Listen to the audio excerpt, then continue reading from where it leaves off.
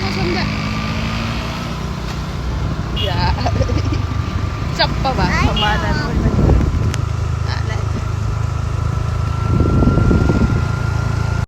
Hojik yaure Radhanagar beach. ꯑꯩꯅ video elephant beach ꯆꯠꯂꯨꯕꯗꯣ ꯑꯗꯨꯏ ꯃꯈꯥ ꯇꯥꯕ ꯑꯣꯏꯗꯣꯏꯅꯦꯕ ꯑꯩꯅ ꯚꯤꯗꯤꯑꯣꯗꯣ ꯌꯥꯝ ꯁꯥꯡꯃꯜꯂꯅꯤꯅ ꯚꯤꯗꯤꯑꯣꯁꯦ ꯑꯅꯤ ꯊꯣꯛꯅ ꯁꯦꯝꯕꯅꯦ ꯑꯗꯣ ꯚꯤꯗꯤꯑꯣꯁꯦ ꯌꯥꯝ ꯁꯥꯡꯃꯜꯂꯁꯨ ꯌꯦꯡꯅꯤꯡꯗꯦꯅ ꯑꯩꯈꯣꯏ ꯏꯁꯥꯐꯥꯎꯗ ꯌꯥꯝ ꯁꯥꯡꯃꯜꯂꯗꯤ ꯇꯜꯂꯛꯄꯗꯣ ꯈꯪꯕ꯭ꯔꯥ ꯑꯗꯨꯒꯤ ꯑꯩꯅ ꯑꯅꯤ ꯊꯣꯛꯅ ꯁꯦꯝꯕꯅꯦ ꯃꯐꯝꯁꯦ ꯌꯥꯝ ꯐꯖꯕꯅꯦ ꯌꯦꯡꯉꯣ ꯑꯩꯈꯣꯏꯒꯤ ꯑꯦꯁꯤꯌꯥꯗ ꯈ꯭ꯋꯥꯏꯗꯒꯤ ꯐꯖꯕ ꯕꯤꯆꯀꯤ ꯃꯅꯨꯡ ꯆꯟꯕꯅꯦꯕ ꯁꯤꯁꯦ ꯌꯦꯡꯉꯣ ꯌꯥꯝ ꯐꯖꯩ Lao Lucas.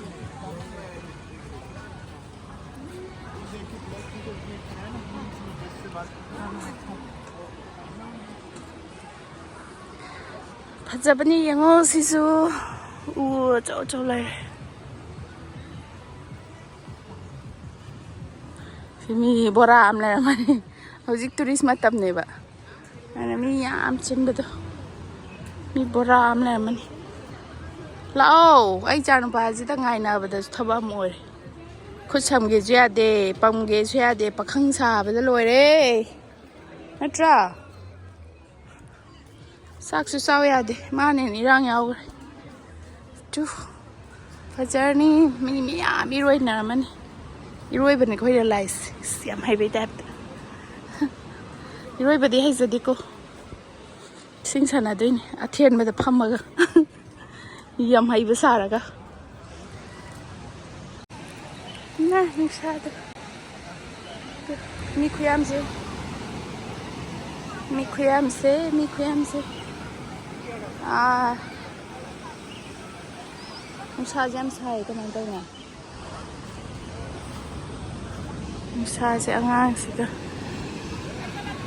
ꯁꯤ ꯂꯩꯔꯤꯕ ꯃꯤ ꯃꯌꯥꯝꯁꯤꯡ ꯂꯣꯏꯅ ꯏꯔꯣꯏꯕ ꯐꯣꯇꯣ ꯅꯝꯕꯗ ꯃꯥꯏ ꯃꯥꯏ ꯊꯣꯛꯄꯅꯦꯕ ꯇꯧꯅꯔꯤꯁꯦ ꯑꯗꯨ ꯂꯩꯉꯣꯏ ꯀꯥꯛꯁꯦ ꯑꯩꯈꯣꯏꯒꯤ ꯋꯥꯏꯠ ꯁꯦꯟ ꯑꯣꯏꯕꯅꯦꯕ ꯑꯗꯨꯅ ꯃꯐꯝꯁꯦ ꯌꯥꯝ ꯐꯖꯕ ꯆꯤꯡꯕꯗꯣ ꯈꯪꯕ꯭ꯔꯥ ꯑꯦꯁꯤꯌꯥꯗ ꯋꯥꯏꯠ ꯁꯦꯟ ꯑꯣꯏꯔꯒ ꯏꯁꯤꯡꯒꯥꯛꯁꯦ ꯕ꯭ꯂꯨ ꯑꯣꯏꯔꯒ ꯑꯗꯣ ꯏꯔꯣꯏꯕꯗꯗꯤ ꯂꯩꯉꯣꯏ ꯌꯥꯝ ꯆꯛꯃꯩ ꯅꯨꯡꯉꯥꯏꯇꯕꯤꯗꯣ ꯑꯗꯣ ꯏꯔꯣꯏ ꯂꯣꯏꯔꯀꯥꯟꯗ ꯇꯣꯉꯥꯟꯅ ꯁꯣꯝ ꯒꯦꯠꯂꯣꯝ ꯆꯪꯉꯛꯄꯗ ꯐ꯭ꯔꯦꯁ ꯋꯥꯇꯔꯅ ꯏꯔꯨꯖꯕꯝ ꯂꯩꯕꯅꯦꯕ ꯑꯗꯣ ꯄꯩꯁꯥ ꯑꯃꯨꯛ ꯊꯤꯗꯣꯏꯅꯦꯕ ꯂꯨꯄꯥ 10ꯔ 20ꯇꯪ ꯂꯧꯕꯅꯦ ꯑꯗꯨꯒ ꯇꯋꯦꯜꯗꯤ ꯁꯤ ꯃꯐꯝ ꯂꯥꯛꯑꯗꯤ ꯇꯋꯦꯜꯗꯤ ꯑꯦꯛꯁꯇ꯭ꯔꯥ ꯄꯨꯔ ꯆꯠꯂꯣ ꯐꯤꯔꯣꯟ ꯍꯣꯡꯗꯣꯛꯄꯒꯤ ꯍꯥꯏꯗꯤ ꯃꯣꯏ ꯇꯋꯦꯜ ꯉꯥꯛꯇꯪ ꯍꯣꯡꯗꯣꯛꯄꯒꯤ ꯋꯥꯏꯕꯗꯣ ꯂꯨꯄꯥ 50 ꯂꯧꯋꯦꯕ ꯑꯗꯨ ꯀꯥꯟꯅꯗꯦꯗꯅ Adria sana ogre is aina asida tawzage na pubirei bani ko sida tawhangena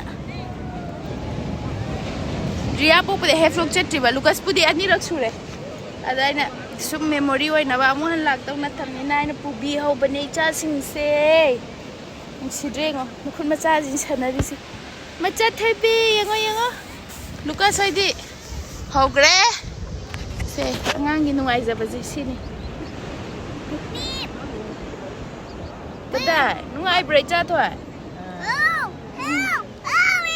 help me as makut phum gre help me tawre dia macha thebi samte yeng se video samte yeng sing se hi phone ni kai tham ni go as harais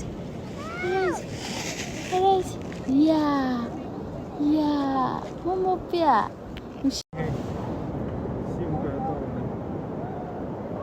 sana se khai se na khong a phumjing gi se anga ama phumjing gi ama khong gi phumjing gi ko sing sing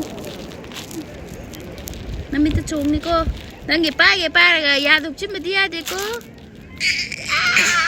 harai ba ngala ising na puthabira da bani Lucas yengo sida oi singo hai taro hai beat man hai ya ushi bana lori chatubisi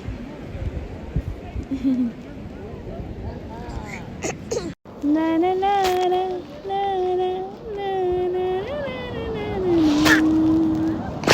See.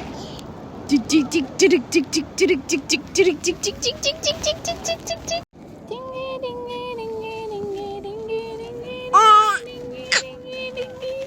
Yengo.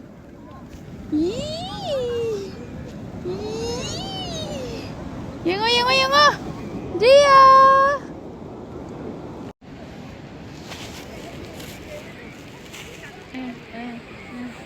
Lucas, baby di tayo no. Hey. Fuge ba siya?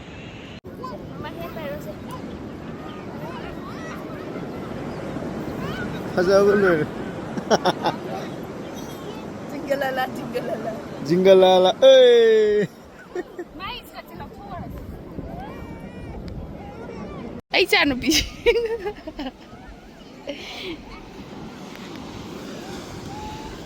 Hi. Tôi Jingo. Dia. Hi ma. Pukchiga. I see. Figure sakta jiga.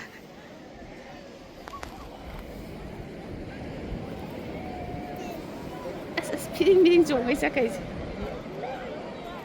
Ama ji angang sala ito. Tay jing. As moy machinaw ji. Baby da chai chung yanu ko. Mami ta chung ni. Fridge jiga andar pen jiga. Kadai.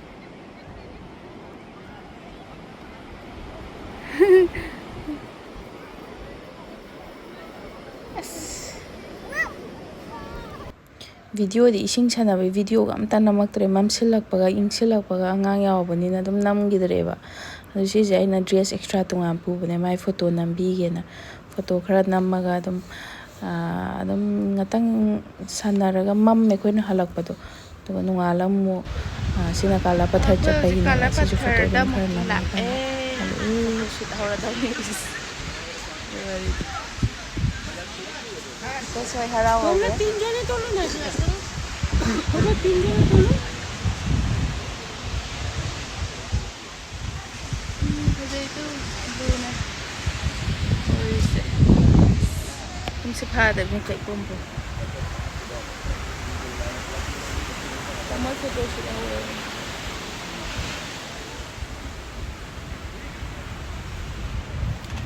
Kasi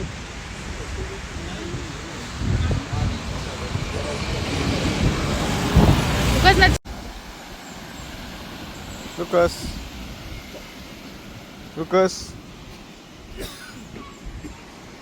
sina tamo na namamane ai video ga amta namba wakal tawgidre do mafam ji ubuda gawreba kala pathar bise ko gi ke hai tara yu ko oibaga nungsa sagalakpaga yam phajabadu oibane ba photo de radhanagar bis tagi si kala pathar bis ne phajabane ba photo gumbade radhanagar bis na mu ko gi ke hai tara ising chanaba nungai ba ini ba khangde si mafam se am phajabane ngo moi photo tha moi photo ai hapira ke photo khara namma dum hale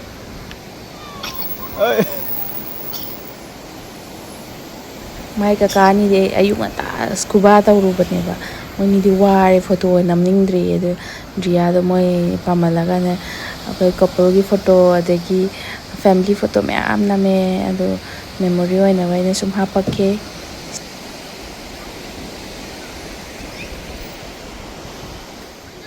셀러보나. 셀러보. se siam nei wisatro hero heroine sari ni adi angang che manina couple photo jek tan namgi deba angang in namma hekta toki baduna laika namawa se namaw bane adi angang isu ai so memory oina bathagapane adi hair flop ki sina aroi bo oira ni ba chatpaje amana last mai koige ji pang phangroi do wari ne ba ada namawre ada hair flop se la di as kayai thong hangde phajaba myam je loi banai di aduna yam haji si koibam yam leiri ko hair flok sida natabe nil island hare jom leiri adu koibam leiri koibam ki koibam ngaktani paisa gi wa khatangare andamani ko bula di nungai te haibadi hai roi aduga paisa gi wa khatani aduna koibi sijina halakpagi view ne ba chatkibdadi namaudre ba the view je dum hadi lambi jina kamai laige view jina kamaina kamai tawge do sum oning bage na halak paise nambane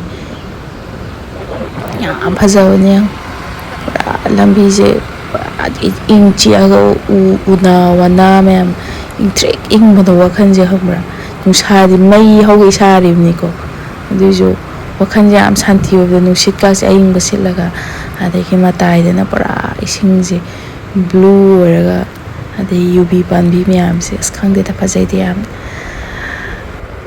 ꯁꯤ ꯃꯉꯥꯏꯔꯦ ꯑꯗꯨ ꯂꯣꯏꯁꯤꯜꯂꯒꯦ video ꯁ꯭ꯋꯥꯏꯗ ꯕꯥꯏ ꯁꯤ U next time